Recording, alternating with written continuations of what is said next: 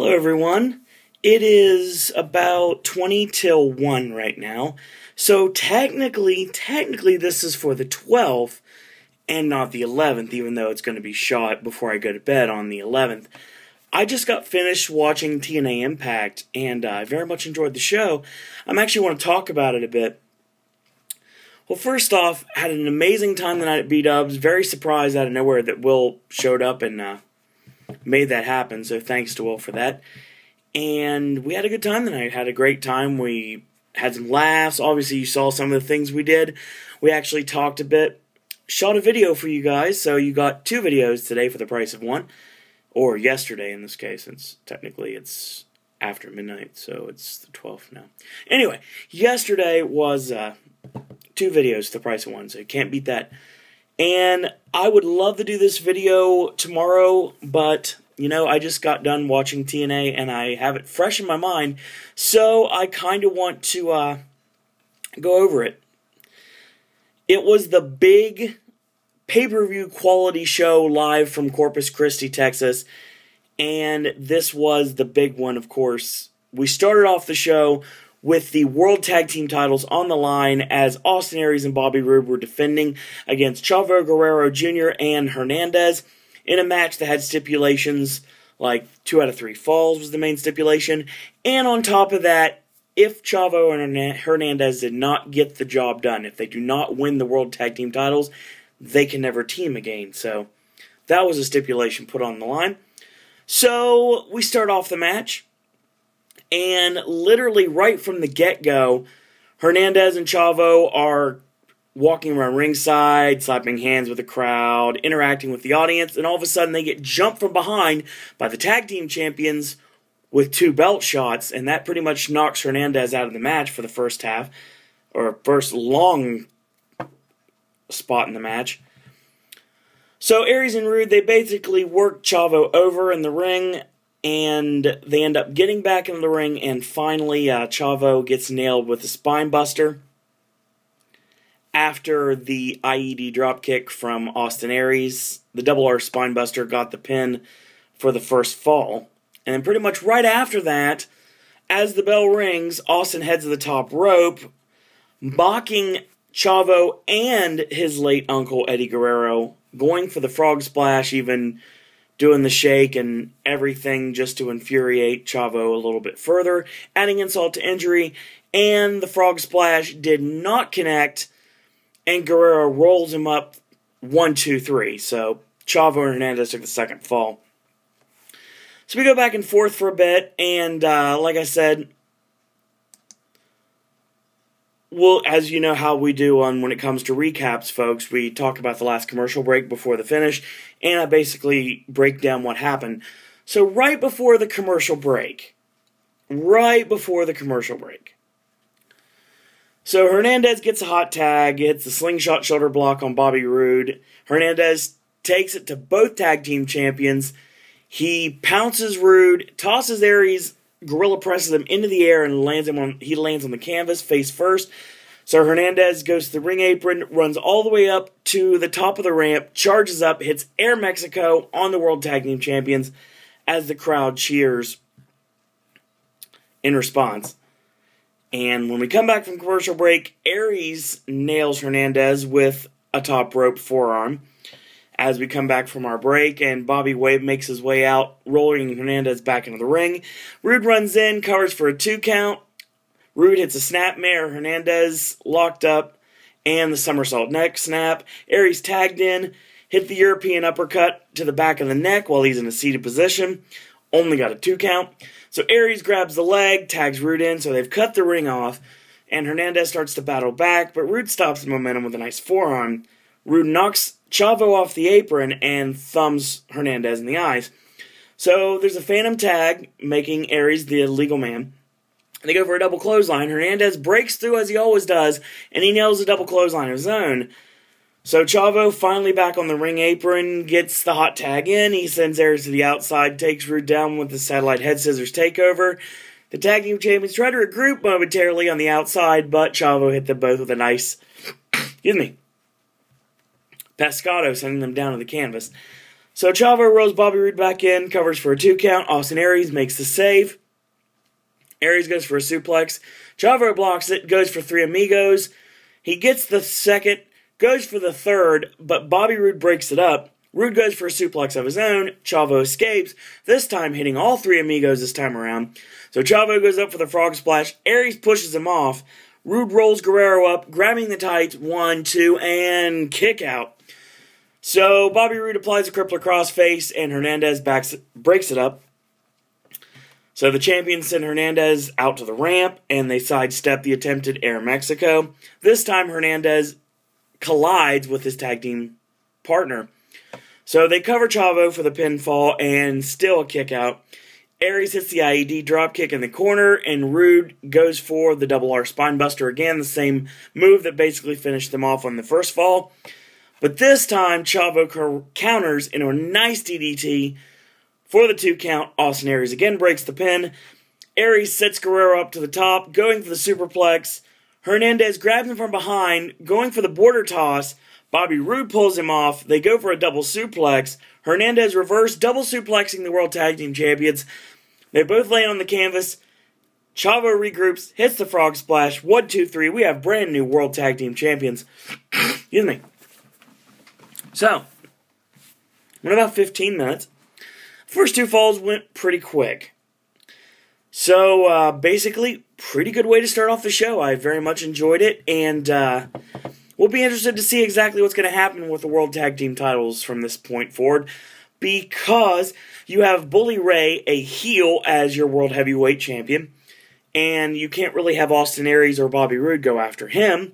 So, are they going to get a rematch? I would guess they would against Chavo and Hernandez, most likely. Slammiversary, maybe.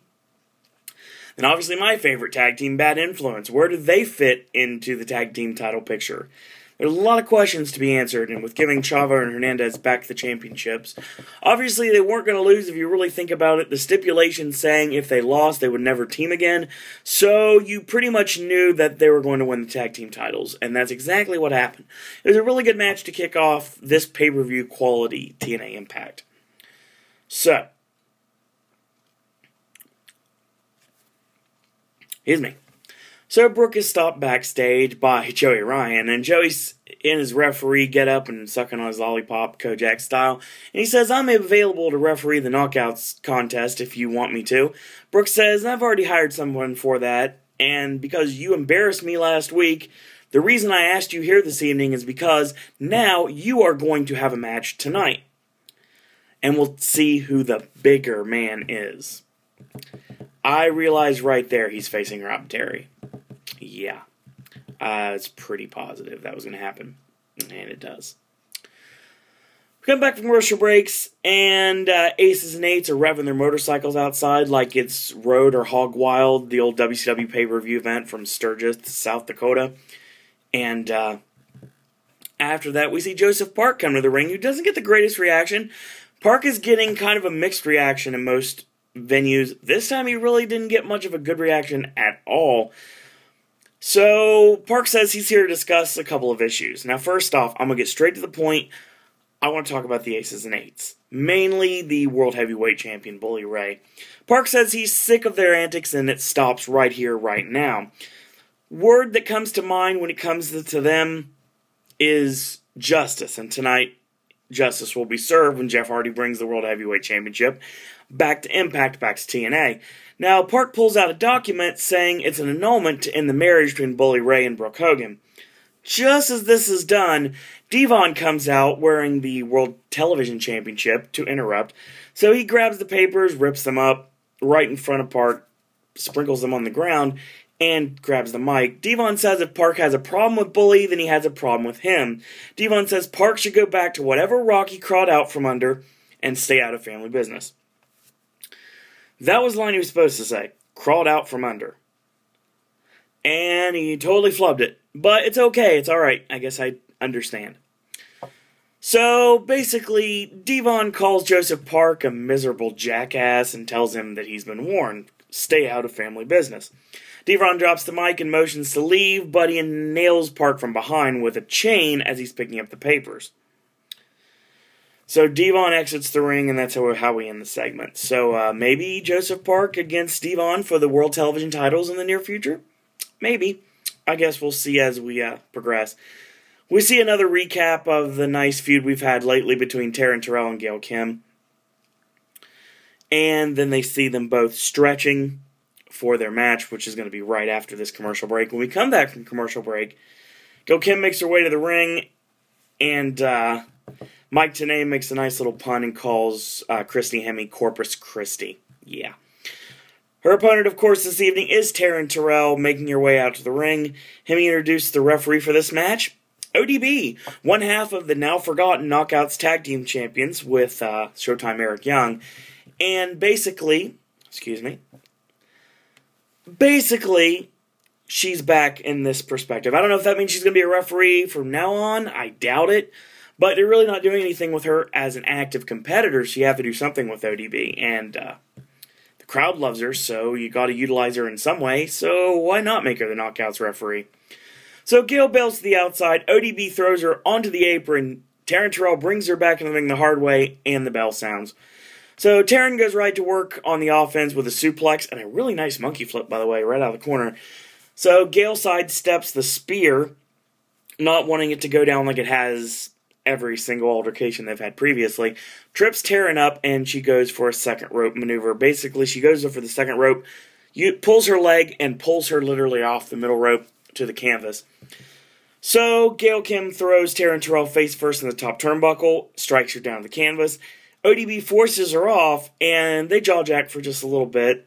This does give Taryn Terrell some time to regroup, and she kind of tries a small comeback, but it's kind of halted real quick with a back elbow, sending her flying to the canvas. So Gail picks her up in a fireman's carry and drops her face first on the canvas. So Gail stands on the back of Taryn Terrell while she's draped over the middle rope, and ODB counts her off. Gail once again gets up in her face, once again allowing for Taryn Terrell to reverse the Irish whip. Gail Kim floats over this time, rolling her up for the 1-2 with the tights hooked, and ODB breaks the pinfall because she catches the tights being hooked. So basically, Gail Kim gets up in ODB's face again, and this time Taryn Terrell rolls her up, no tights this time, clean 1-2-3. Went about 2.5 minutes. Okay, here's the thing. I say that a lot. You have to know this by now. We've known each other for a while. All you guys know me pretty well by now. I don't understand. You have a lot of a build-up, a huge build-up for this eventual match between Taryn Terrell, who, by the way, actually can go, and Gail Kim, who is a numerous-time Knockouts champion. So the fact that Taryn Terrell actually got a clean victory over a numerous-time Knockouts champion is quite the feather in her cap tonight. So you blow this off with a 2.5-minute match. Still better than what they're doing with the Divas division, that's for damn sure. But there's something coming in the near future, and I believe actually it's going to happen next week. Well, it's actually probably happened just a few minutes ago based on the fact that they just taped TNA Impact for next week in Corpus Christi right after this live broadcast ended at 10 o'clock. But needless to say, I'm not going to spoil it for myself because I want to watch it, and I don't want to read SmackDown spoilers anymore either because I'm now reviewing SmackDown for you guys. So, like I said, Saturday you'll get a SmackDown review right before I go to work. I might do this again. I might just shoot this for Friday night after we get back from 42 and Scary Movie 5. I don't know, it just depends. I might shoot you a video for SmackDown early. You might start getting videos later in the evening. I haven't quite decided yet. You probably are not be able to watch this until later today. So if you guys are still awake right now, then you're more than welcome to watch this once I put it on the internet. And actually, I'm going to work on doing that as soon as I can. But anyway, don't understand why we have all of this, all the back and forth. There's been attacks, there's been physical altercations, and it barely goes 2.5 minutes. So hopefully this feud will continue and we'll get a stronger match down the road. Now, pretty much after the match was over, Gail Kim argues with ODB. ODB is not having anything, and she basically chases her to the back, leaving Taryn to celebrate her victory. Now, Christy stops her on the ramp for a post-match interview and asks how she feels winning the match. Taryn Terrell says she wanted to get physical to Gail Kim, and now she wonders who wants to get physical with her. So, yeah. I'm sure everybody in that crowd, all the men in that crowd, maybe some of the ladies in that crowd, would love to get physical with Taryn Terrell. But this isn't that kind of a show, folks. Don't want to talk about that. So, potentially, we could see ODB against Gail Kim in the near future. And those are always good matches. So, after this, we're seeing Scrap Iron Adam Pearce, the 17-year veteran, the former 3-time NWA World Heavyweight Champion, and Booker of Ring of Honor. And, of course, Magno, who, like I said, it really hasn't done much. So, Luchador's done some indie work, I believe Dragon Gate. I talked about it in the TNA Impact recap from last week. So, if you were curious about anything about Magno's pedigree, go and watch it on last week's Impact recap. So, I didn't realize how much I talk with my hands when I'm able to talk with my hands, so get used to that. Now, come back commercial break. We get our gut check deliberation. We have Bruce Pritchard, Danny Davis, and Al Snow. They're there and they're chatting. Basically, kind of like if the camera is not even there. Obviously, that's how this segment works. So, they focus on Adam Pearce's victory, which he grabbed the ropes, which is the first time someone cheated to win their gut check match. That may come back to haunt Adam Pearce. Bruce Pritchard appreciates it, obviously, because he's a born heel. He's Brother Love, so obviously Bruce Pritchard's going to appreciate that because he is the heel presence in the group of three now. Obviously, you have Danny Davis is kind of like the tweener role. We could go either way, but he's more of the veteran babyface. Al Snow's definitely the hardcore babyface, so someone's got to fill the heel role, and that is definitely Bruce Pritchard. And people legitimately don't like Bruce Pritchard because, don't forget, if you really think about it, Bruce Pritchard almost let Bobby Roode slip out of TNA's hands a couple weeks ago. So, yeah, there's always that. Danny Davis was happy with Adam Pearce's in-ring work. He's old school. He appreciates that. They ask if Pearce can talk. Yeah, I know it's a storyline, but everyone knows. Anybody that's seen any videotape in the past knows Adam Pearce can most definitely talk. So, we get our deliberation, which, as usual, the last time we had a Gut Checks challenge was with Lady Tapa and Ivelisse Velez. And once again, TNA makes the wrong choice, but it's of course setting up something in the distant future. The judges basically say that they both have a reason to be here and they both don't. It was kind of questionable how Pearce won his match, but it was proving that he would do anything to win, anything to get the TNA contract. So it was kind of a feather in his cap.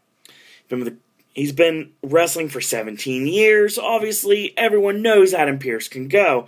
Magno's kind of a question mark because he's basically just has a nice look, and we don't know if he's marketable. We don't know if he can talk. Obviously, from his promo, we know he can't. But quickly, Adam Pearce is eliminated. Pearce just simply looks at Bruce Pritchard, calls him a damn fool, and walks off. So, to me, it doesn't make sense. Obviously, Ivelisse should have won Gut Check over Lady Tapa, who only has a look, and that's it. A look in the pedigree of the fact that she is related to the Barbarian. I believe she's the Barbarian's niece.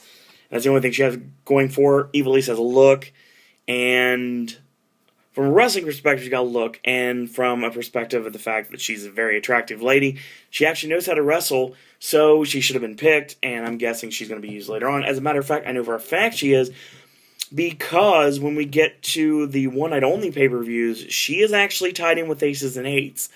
Do not know if that's going to be brought up on television or not. I don't know if we'll see that on Impact or the pay-per-views before or after that goes down on the One Night Only. Like I said, the One Night Only Extravaganza pay-per-view, I'm going to probably be shooting that very soon. I actually need to watch that this weekend, so you'll probably get that video later this weekend. That's what I'm thinking. But Magno gets picked, and he's going to be the one who's going to get in the ring and face the Gut Check judges to determine if he is worthy of being a TNA superstar. So, once again, we see our favorite mysterious interviewer catching up with General Manager Hulk Hogan backstage. Hogan says tonight is a very important night with the TNA World Heavyweight Championship on the line, but right now he has some business to attend to involving AJ Styles. The interviewer asks about Sting, and Hogan pretty much shrugs him off. So we go outside. AJ Styles is walking into the building, and the mysterious interviewer catches him again, asking him about his decision, whether he is with TNA, or is with Aces and Eights, or whether he is going to wait up in the rafters and wear white face paint for the next year and not say a damn thing. Yeah. But AJ shoves him aside, and Mr. Anderson shows up with the cut from last week, saying, we don't know if it's in your size or not, but we know that we're going to be behind you 100%. TNA turned their back on you. Dixie Carter turned their back on you. Hulk Hogan turned their back on you. And everybody put you out to pasture, but you've always got a spot in Aces and Eights. So, consider this. After that, we get a commercial break. So we come back, and Hogan comes out, and nice reaction from Corpus Christi. Hogan gets in the ring, and the fans start chanting Hogan, like they always do. So Hogan says the TNA Impact Zone is on fire in Corpus Christi, and says, I'm going to cut to the chase right now. I demand AJ Styles come into the ring. So AJ comes out, of course, emo AJ, 500 o'clock shadow, black jacket, you know how it works. Carrying the cut with him, of course. So AJ gets in the ring, gets right up into Hogan's face, and Hogan gives him the ultimatum. You're either with TNA or you're with Aces and Eights. AJ grabs the mic and says, I don't respond well to ultimatums. And right after that, James Storm music hits. So Storm makes his way out. He has a mic in hand as usual. Storm says he's not out here to give an ultimatum.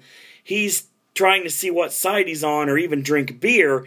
He's here for a fight. And he wants to fight AJ Styles. So Storm gets up in his face, and right then, Bad Influence comes out. So this gets really interesting. So, pretty much, Daniels comes out wearing, I believe it was there's a comic book writer, and apparently he writes Wolverine, because I don't remember what, I'm sorry, you're probably yelling it right now, I don't remember what comic book writer, but it was kind of like, I'm a something guy, kind of like the Paul Heyman guy thing. Basically, Daniels is a huge Marvel guy and always will be, so that makes sense. And Kazarian's out as well. Kazarian tells Toby Keith to step aside because this doesn't concern him. That was hilarious. Kaz says they're not here to throw fisticuffs. They're here to mend fences. And they want to see you through all the crap going on in the ring. Kaz says he and Daniels know this game that's being played. Hogan wants Styles to join TNA because his army's running out of soldiers. And he knows how good of a soldier AJ can truly be. Kaz says he and Daniels... Well, read it wrong. So, Aces and Eights want Styles because he used to be TNA's top soldier. And obviously they want him on their side instead of against them. Yeah, that's what I was trying to say. So, Daniels gets on the mic and says, your choice is lose-lose. How about this proposition? How about you come home, you come back to your brothers? Bring fortune back, I guess, is what they're looking at. So AJ is in complete and total disbelief at the suggestion as Daniels continues. He says he knows the whole Claire Lynch thing was kind of bad, but wasn't it worse when Dixie, Hulk, and all of the fans stopped believing in him? So Chris Daniels asks AJ to stand with his brothers instead of those strangers. It would be great if it was Bad Influence and Styles against the world. But before he can respond, Storm grabs him and Styles shakes him off. Storm yells at Styles inaudibly as a Hogan chant breaks out. So Styles exits the ring, stops to stare at Bad Influence, and then starts walking. So not choosing any side, of course. Hogan stops and says, no. If you're not making a decision, I'm making one for you. Next week, you're going to fight Cowboy James Storm. So AJ walks in a huff, and Hogan's music kicks back in. I like Bad Influence being brought into this because it makes it a lot more realistic. Obviously, Aces and Eights want AJ Styles because when it all boils down to it, AJ Styles is the saving grace of TNA. AJ Styles and James Storm will end up being the saving grace of TNA, and it makes complete sense.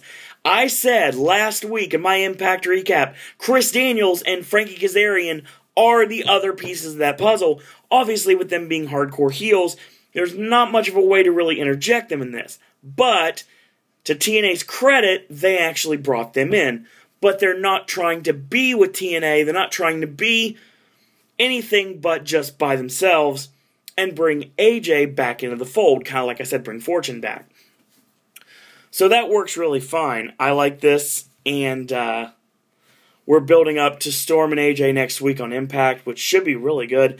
If AJ decides to actually work, I know in New York, during WrestleMania weekend last weekend, he did work Austin Aries in their first meeting, and I heard it was great, but I don't know if we'll work James Storm on Impact next week. I mean, I could know right now if I wanted to. As a matter of fact, all I got to do is hit the back button, and I could find out right now. Just click a link. But, I don't want to find that out. I want to see it for myself next Thursday night when I watch TNA.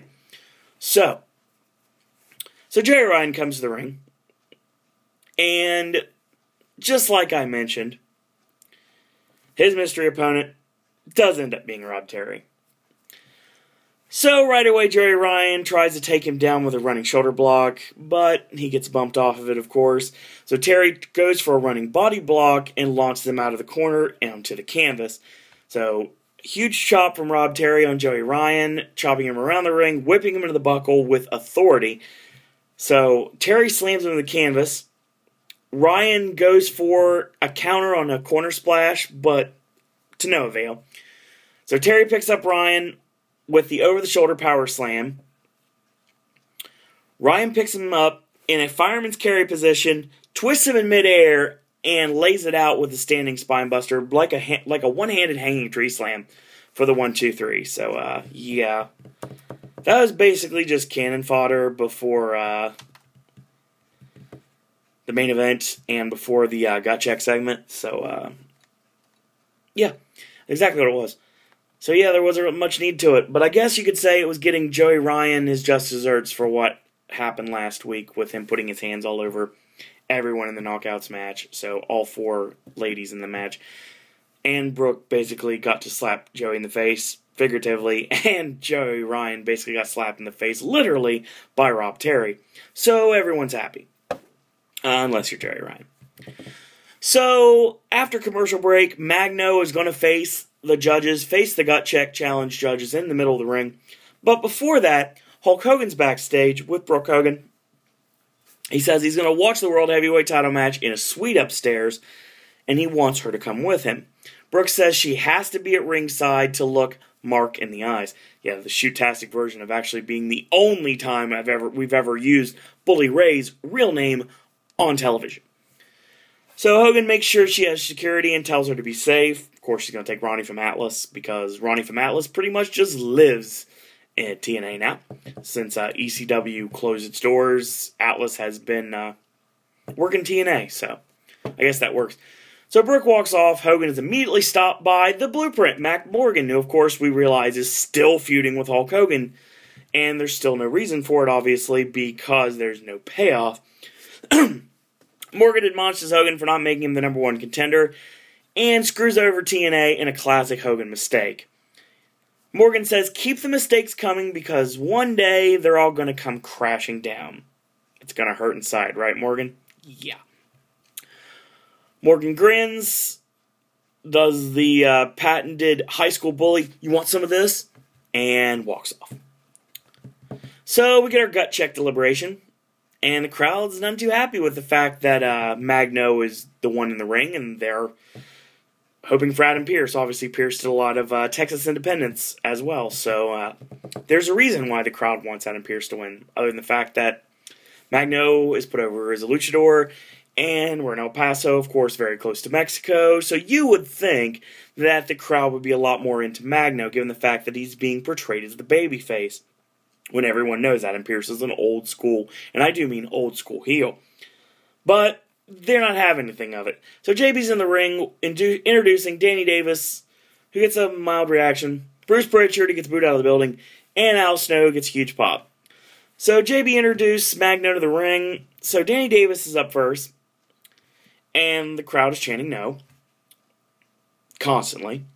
Davis says, in OVW, I could make you a star. But you know what? We're on national television. So, whatever. Danny Davis agrees with the crowd. And his decision is no. So because the first person gave him a no, he has to win over both judges. He has to win over both Bruce Pritchard and Al Snow. So Borash gives him 30 seconds to kick out, mind you, via a promo. So Magno has this broken English and Spanish mix. He says he wants people to know him as Magno on Impact. Okay. So Pritchard gets the mic. It says Magno is out here because he's got a marketable look and some physical attributes, kind of like what Lady Top had, a marketable look and physical attributes. But she shouldn't have won, obviously. But he has some bad problems with inexperience, and it should cost him quite about as much as, strangely, Adam Pearce's experience has. The fact that he has too much, if that's possible. And in independent wrestling, that is not possible to have too much experience. Bruce says he just doesn't know who Magno is. He needs a little bit more seasoning, but I'm going to let you know in both English and Spanish, no. Borash wishes Magno the best in his future endeavors and sends him on his merry way. So basically, they just brought him out, tell him no. I like this. This was fine. After sending Adam Pearce on his merry way, I was hoping they would send Magno home, and they did. Now, obviously, we know Ivelisse is part of TNA because she was used on the One Night Only pay-per-views. The Knockouts pay-per-view, actually, is when she's first used. And she's a member of Aces and Eights during, like, the stable series, like the wild card stuff they do later on. Also, on top of that, they're not getting rid of Adam Pearce. They're going to still use him. I don't know how he's coming back. But then again, I didn't know how Joey Ryan was going to come back. And somehow, even losing Gut Check, he still came back. So it's still possible that you're going to still see Scrap Iron Adam Pearce in TNA. And he deserves to be there because he fits very well. So, after this, we catch up with Aces and Eights. And they're hyping up this main event, of course, which is coming up next. Nice segue. So Mr. Anderson, who seems to be the fun one in Aces and Eights nowadays, asks Bully if he's ready, and he tells them once again that the Aces and Eights, when you're with them, you never ride alone. Bully says, I have to do this. I have to do this by myself, on my own, so you must make me a promise right now you're going to let me do this on my own. Bully says he's not doing it for himself, he's doing it for Aces and Eights. So Bully gives Anderson his wedding ring to hold, and Ray makes his way inside as the rest of the Aces and Eights rev their motorcycle engines. Yeah. I've liked Aces and Eights. I mean, they're a strong group, but they don't have strong players. Obviously, Mr. Anderson is definitely a welcome addition. D'Lo Brown is good, and I really hope that he's able to work so we can get this D'Lo Brown-Kurt Angle match worked out somewhere in the near future. Wes Briscoe can't talk to save his life, and Garrett Bischoff is somewhat growing on me. Mike Knox is okay, and everyone knows that I love me some Doc, sir. I love some Luke Gallows, so he's actually one of my favorite superstars at TNA right now. I'm a big Gallows fan, so I'm happy that he's in TNA, and I'm happy that I called it. So, I like Aces and Eights. I like how they're actually doing something with Aces and Eights now, and they actually matter to the show. So, we come back from commercial break, and we find out next week there's going to be a handicap match with Garrett Bischoff and Wes Briscoe taking on Kurt Angle. That's going to fare well. And, of course, next week we are going to see, I don't have it in front of me here, so I have to remember. I don't remember the rest of the show from next week. AJ Styles against Cowboy James Storm is going to be next week as well. So, there's also going to be a number one contendership to the Knockouts Championship held by Velvet Sky. Mickie James taking on Miss Tessmacher, so we're going to see that next week. So, Juliet, be happy the Knockouts division are getting some TV time next week as well. But, let's talk about the main event. Full Metal Mayhem, tables, ladders, and chairs. Bully Ray defending the TNA World Heavyweight Championship against the charismatic Enigma Jeff Hardy. So, basically, right before commercial break, Bully Ray got the upper hand, takes Hardy down with a superplex off the top of the ladder. Both men are down, and we'll go to commercial break. Now, when we come back from commercial break, Bully tries to put Hardy through the table. Hardy jumps off the table, throws the chair into Bully Ray, who's seated on the top turnbuckle. So Hardy stands the ladder upside down, going for a superplex. Ray blocks it this time and knocks him off the ropes, but he's caught with a kick on the way down. This, of course, knocks the ladder over. So Bully puts the ladder up, and he front suplexes Hardy through the ladder. So it looked awesome, by the way, and very, very brutal, to be totally honest. So the ladder closed on his body, and they bent the rungs. It looked pretty cool. So Bully Ray dumps the broken ladder to the outside and grabs a steel chair, smashing Hardy with it, setting up the table. So he does the Hulk Hogan and goes back on the attack. Bully grabs the other ladder on the ramp and brings it back in the ring. So he sets the ladder up in the corner, pretty much setting up his own demise. He jaws with Brooke at ringside and says that he's going to do a bunch of things, and the last thing he's going to do is going to slap Brooke in the face. So this basically allows Hardy to get some time, even though he's pretty much beaten down at this point. So Bully picks Hardy up, and Hardy fights back with some right hands. Reversing an Irish whip does Bully Ray, but he gets caught with a nice flying forearm, and the inverted atomic drop, and the double leg, the heels to the groin, and the seated drop kick combination that Jeff Hardy is so famous for. They both grab chairs. Hardy slams his chair into Bully Ray's, of course, kind of hurting the hands, sending the chair flying back in his face. So Bully moves out of the way. Hardy hits the guardrail during a high-risk attempt. Bully poses for the crowd, then yells at Brooke. Brooke flips him off, and basically on top of that, Bully Ray grabs Jeff Hardy after this, sending him skull first into the ring steps, and he goes right back to Brooke, asking for a kiss, of course, and he gets kissed all right with a nice open hand slap right across the face. Hardy allows this time to regroup, sending Bully Ray into the steps. He goes to place Bully Ray on the table, but the table kind of collapses. So not a very well-made table. And he leg drops the back of the head instead to work on his feet. So Jeff Hardy goes all the way to the top of the entrance ramp and grabs the other table, sets it up, and hits Bully Ray with Twist of Fate. Bully Ray gets put onto the table. Jeff climbs on top rope, takes his shirt off to the pop of the female fans at ringside and throughout the building, and probably throughout the people that are watching. And he hits the swanton. He pulls Bully Ray through the table. And the fans really like this spot. It looked awesome. So Hardy rolls inside the ring, sets another table up. For some reason, I like to call it setting up your own demise. I've done it a couple of times. And Taz, unbeknownst to Jeff Hardy, has handed Bully Ray the ball-peen hammer. And Bully Ray returns to the ring. Both men are fighting at the top of the ladder. Jeff Hardy grabs the championship, and he's about to undo it, but Bully cracks him in the top of the head, mind you, with the hammer, knocking him off the ladder, through the table, and of course was set up by Jeff Hardy. And Bully grabs the championship, raising it in triumph, and the match is over. So, 17 minutes, and the botch kind of made the match not as fluent as it could have been. The finishing sequence, just a little bit too much, I don't want to use the word choreography, but very telegraphed. We'll go with that. But the match was awesome.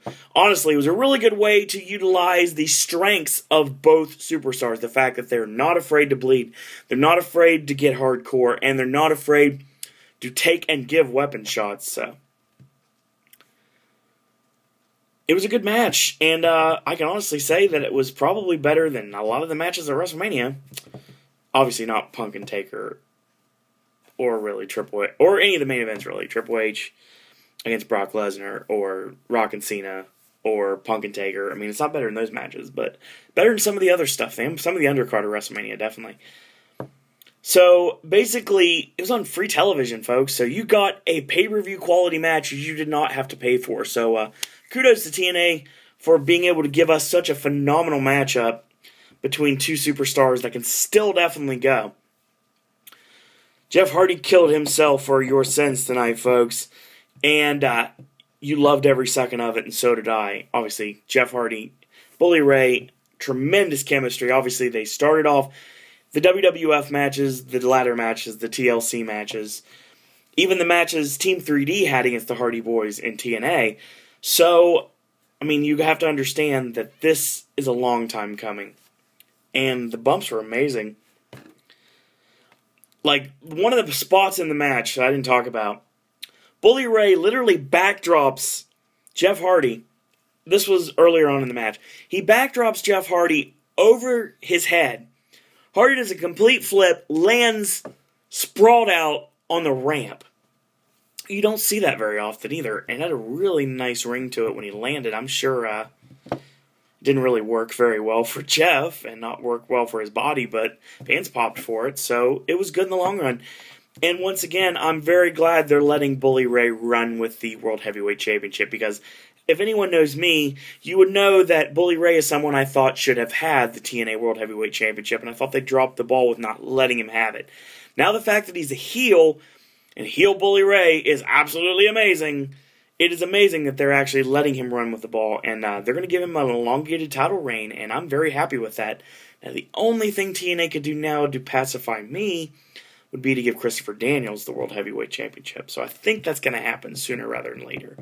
So who knows how that's going to happen, but Bully Ray era in TNA, phenomenal. Love it. So Aces and Eights get in the ring for the celebration, and Bully Ray shuts off the music. He asks the crowd if they know who they are. Ray says they are the Aces and Eights. He is the World Heavyweight Champion, and when you ride with the Aces and Eights, you never walk alone. Bully raises the championship in the air. The music kicks back in, and Bully Ray stands right over Hardy as he's laying in the carnage of the broken table, and we fade to black. So, good show for TNA tonight. I very much enjoyed it. It was actually very well done, and I look forward to what's going to happen next week on TNA. I look forward to seeing what's going to happen with the World Tag Team Championships. Chavo and Hernandez getting the championships back. They're going to have a rematch, obviously, with Austin Aries and Bobby Roode in the near future. And Terrence Rowe has a first win as a knockout official competitor in the division. Interesting to see where we go from there. If there's going to be an ODB Gail Kim match somewhere down the road, who's going to end up being the number one contender? We're going to get Mickie James, who just put out a really interesting music video today, I believe, that involves Trish Stratus, and I'm pretty sure her former beau, Crowley's favorite human being on planet Earth, Brutus Magnus. So, check that out if you get a chance to. Plus, Bully Ray and the Aces and Eights, they continue their reign of terror, and Kurt Angle gets a chance to silence both Garrett and Wes to see if he can do that. And a lot of stuff still to come, so TNA, thumbs up tonight. Really good show, very enjoyable, and I'm very happy to talk about it. So I look forward to next week's show, also in Corpus Christi, and I definitely look forward to June 2nd for Slammiversary in Boston. So one night only I'm going to check out later this weekend. Tomorrow, like I said, 42 and Scary Movie 5, as well as, let me catch up with some podcasts. Didn't listen to Pro Wrestling Insider yet, or Wrestling News Source, so I got to do that sometime this weekend. And obviously we're going to talk about SmackDown, which I'll be watching on Friday night. We'll talk about SmackDown on Saturday. Sunday, we're going to do AJ's Weekend Movie Reviews, which I know AJ is going to be reviewing both Scary Movie 5 as well as 42. And there's a few other movies that could possibly be in your local theaters or on demand or VOD, depending on how you look at it. I guess the same thing, on demand, VOD, video on demand. But either way, so that's still to come. Monday, we're back to 2-hour Celebrity Apprentice on Sunday night, so I'm going to talk a nice Celebrity Apprentice recap, which you really didn't get much of this week. I'm sorry about that, but don't worry about it. I will make up for it this week. Of course, Monday night's going to be Raw, and that's going to be interesting to see what happens with that, if Ryback's actually a heel or not, which I know for the dark match, for those of you that are going to be live Raw this week, it's going to be John Cena and Alberto Del Rio, both WWE and World Champions, on opposite sides, the former World Champion, Alberto Del Rio, and the current WWE Champion, teaming up against the current World Heavyweight Champion, Dolph Ziggler, as well as Ryback. So that's your dark match main event. And don't know if that means that Ryback's going to be a heel on television, but hasn't really been decided if it's going to happen or not.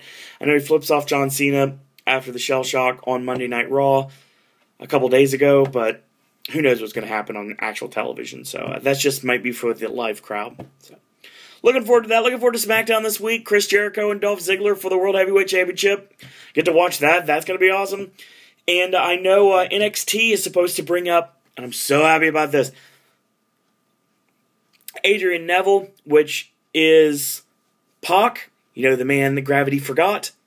Awesome independent superstar, as well as Cassius Ohno, Chris Hero, and Bray Wyatt. So, going to be really happy to see those three brought up soon. And you never know, with what's been going on with Antonio Cesaro, the U.S. champion lately, I think the Kings of Wrestling might have to come back sometime soon.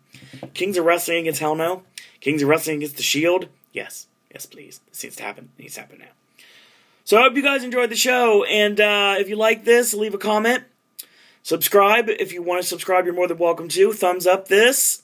If you want to thumbs down it, then that's not cool, guys. It really isn't, but thumbs up if you can.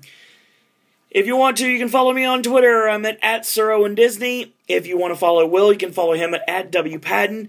We had a nice commentary. It's not 2 words. A nice commentary tonight about Arkham Origins. So check that out. It was actually shot at B-Dubs last night, so if you want to check that out, you're more than welcome to. So, I'm going to get off here. I need to get to bed. It's like 1:30 in the morning, so I have movies to watch in about 12 hours from right now. I'm actually going to be watching Scary Movie 5 with AJ, so we're going to keep tuned on what's going on. I like the way this video is shot, so I'm probably going to shoot them this way from now on.